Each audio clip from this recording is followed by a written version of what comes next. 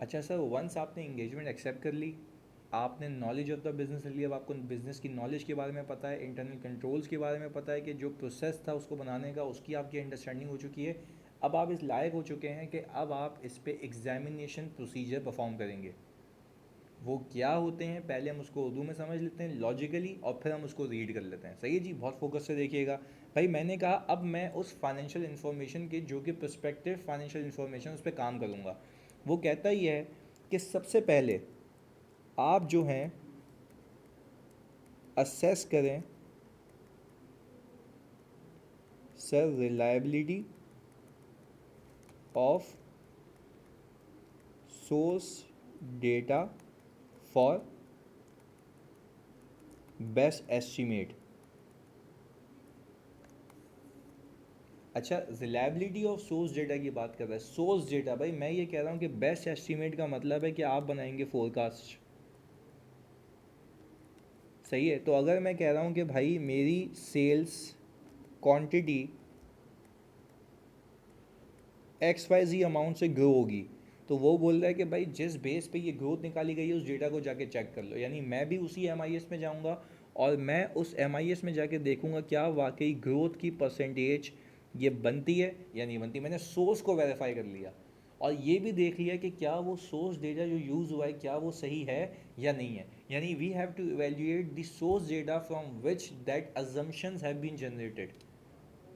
जो बेस है उसको वेरीफाई कर लो आप। अब ये तो नहीं है कि मैं उसको ऑडिट करूँगा वापस से, कि मैं ऑडिट हरगिज़ नहीं करूँगा उसको, बट ये है कि मैं ये देखूंगा कि क्या वो इन्फॉर्मेशन सही हुई है। लेट्स से मैं क्या कर सकता हूँ, मैं बोलूँगा भाई जो हमारे पास, प्लीज़ समझिएगा फोकस के साथ, जो हमारे पास जो सेल्स टोटल प्रीमियम आ रही है, टोटल सेल्स आ रही है, और उसकी जो एम आई एस मैंने क्वान्टिटी की निकाली है, वो जब मल्टीप्लाई करके जो रिपोर्ट निकली हुई उसकी टोटल सेल्स मेरे एफ एस से मैच करी, तो मैं बोलूँगा हाँ यार reliable data, reliable source use की है। पहली चीज़। फिर दूसरी चीज़ ये बोलता है कि जब आपने सोर्स डेटा को वेरीफाई कर लिया, तो सोर्स डेटा को वेरीफाई करने के बाद आप ये देखें कि ऐसा भी हो सकता है कि भाई वहाँ पे कोई हाइपोथेटिकल अजम्पशन यूज़ हुई हो। हाइपोथेटिकल अजम्पशन, अच्छा हाइपोथेटिकल अजम्पशन में वो कह रहा है कि भाई जो मेरी सेल्स है ना, सही है, एक्स वाई जी 2 साल बाद जाके ना 30% से और इंक्रीज हो जाएगी, जो कि बेस्ट एस्टीमेट में कवर नहीं था। मतलब ये हाइपोथेटिकल है कि ये हो जाएगा, तो ये तो भाई फिर ये बात भी तो देखो कि जब वो कह रहा है कि 30% से इंक्रीज हो जाएगी, तो फिर मुझे ये भी चेक करना पड़ेगा क्या मेरी प्रोडक्शन कैपेसिटी को इंक्रीज करने का एक्सपेंडिचर इस पीएफआई में इनकॉर्पोरेट हुआ हुआ है, इस पीएफआई में इनकॉर्पोरेट हुआ हुआ है, और इसका फिर एडिशनल डेप्रिसिएशन इनकॉर्पोरेट हुआ हुआ है। तो फिर ये भी तो देखो ना, आपने इंटरनल कंसिस्टेंसीज भी देखनी है, कोई इनकन्सिस्टेंसी तो नहीं है। भाई मैं कह रहा हूँ सही है, मैं कह रहा हूँ कि भाई मेरी 30% से सेल्स ग्रो होगी, पर 30% से सेल्स ग्रो करने के लिए you must have that capacity. तो अगर आपके पास कैपेसिटी नहीं है तो जाहिर सी बात है उसके लिए कैपिटल एक्सपेंडिचर रिक्वायर्ड है, और अगर कैपिटल एक्सपेंडिचर रिक्वायर्ड है दैट मीन्स कि यू नीड टू इंकर कैपिटल एक्सपेंडिचर इन फ्यूचर, तो वो भी इसमें अकाउंट फॉर होना चाहिए। आपकी बैलेंस शीट में पीपी भी रेलेवेंट ईयर में इंक्रीज होता हुआ दिखना चाहिए, उससे रिलेटेड डेप्रिसिएशन भी। बात समझ आ रही है? तो this is how we verify the prospective financial information. फिर वो कहता ये है, आप ये देखें, जैसे हम सब्सिक्वेंट इवेंट्स की बात करते हैं, वो कहता ये है कि भाई आप ये देखें कि कितना द टाइम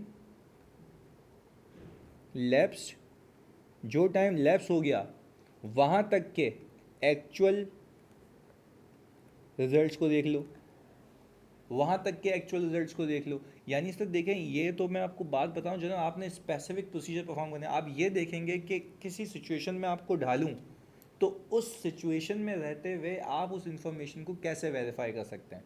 तो मैंने आपको यहाँ पे हिंट दी है कि अगर आपने बेस्ट एस्टीमेट अजम्पशंस को वेरीफाई करना है तो उसकी सोर्स को वेरीफाई कर लें।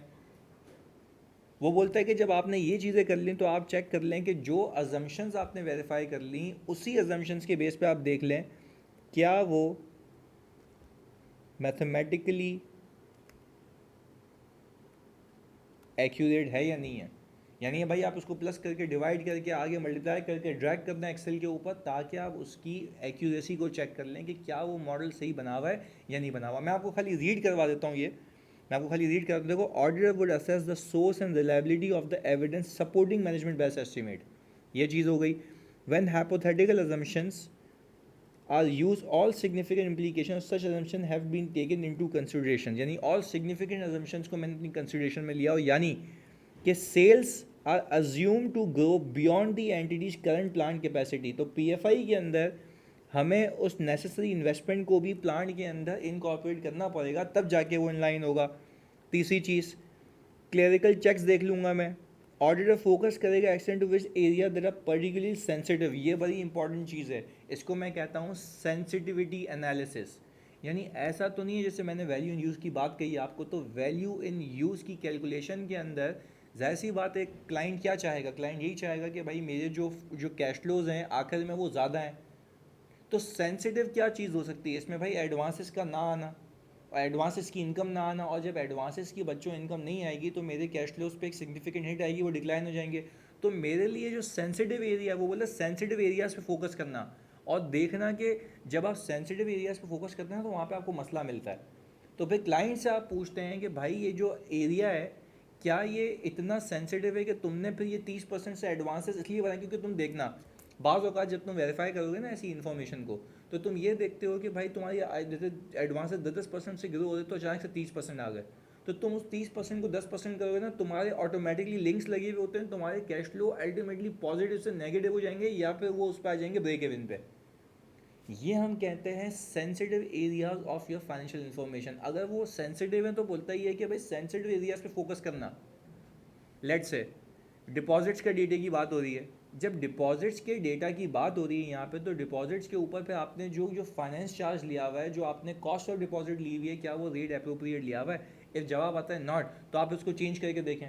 तो वो कह ही ये रहा है कि भाई आपने कंसिडर करना है inter relationship of other components, जो मैंने आपको बताया था. फिर बोल रहा है whether those area that are particular sensitive to the variation will have a material effect on the results shown on the PFI.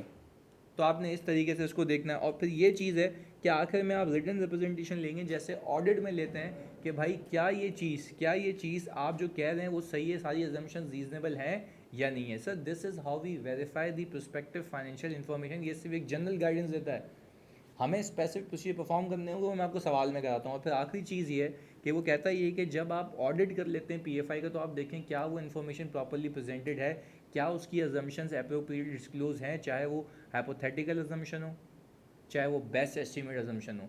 और वो बोलता ही है कि भाई जो अकाउंटिंग पॉलिसीज़ यूज़ की गई हैं, अगर डेप्रिसिएशन भी आ रहा है तो उस पर जो आपका एस्टिमेट है वो क्या रहा, और आपने अगर इन्वेस्टमेंट्स को भी प्रोजेक्ट किया है तो उन इन्वेस्टमेंट्स को अकाउंट फॉर करने की आपने पॉलिसी क्या दी, नहीं सारी अकाउंटिंग पॉलिसीज़ भी डिस्क्लोज हो, प्रॉपरली प्रेजेंटेड भी हो as per applicable financial reporting framework, और सारी अजम्पशंस भी होनी चाहिए.